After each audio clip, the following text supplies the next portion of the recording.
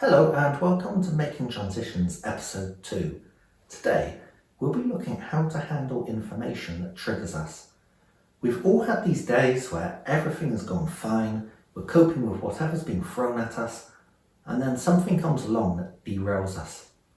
It might be a judgment that we feel was unfair, or perhaps a decision we hear about and we immediately think that's completely stupid.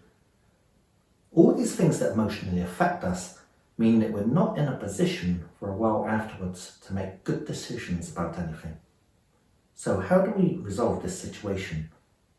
Well, let's take a deeper look at what happens when you receive unsettling information.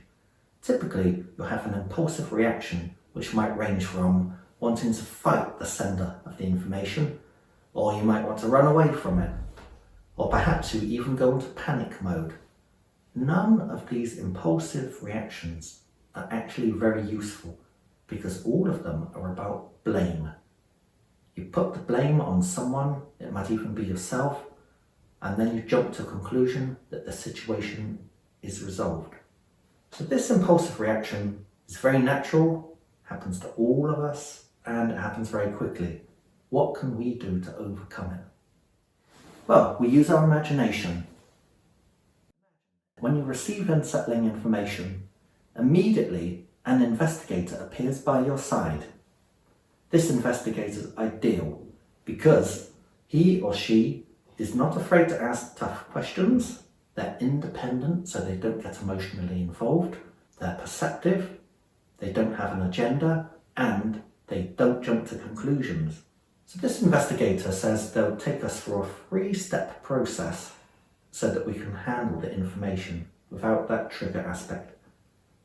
First step, the investigator says, I'm going to ask you a few questions as to why you got triggered. First, what happened? Second question, what were the circumstances that led to it?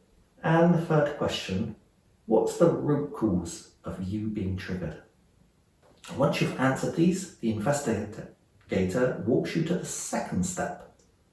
Based on your answers, build a story that would be explainable to someone who doesn't have familiarity with the situation. And this story is going to have to be clear and balanced. So you'll need to go and think about the situation, rewrite the story several times in your head, and then when you've come up with a story that's clear and balanced, the investigator says, okay, third and final step. Based on this story, consider the approach of each of the people involved in the situation. What's their position? What are their reasons for their approach? And are they constructive? You can often tell if people are not constructive by 2 main indicators. First is they're not open to discussion. And the second indicator is that then they have no channel by which you can give feedback to them. If, on the other hand, you consider other people's approaches and you see that's sensible, you can accept it. Now that you've identified your trigger, you've built your storyline, and you've understood the approaches of other people, you can re-examine the whole situation, and then you're in the best position to come up with the best solution.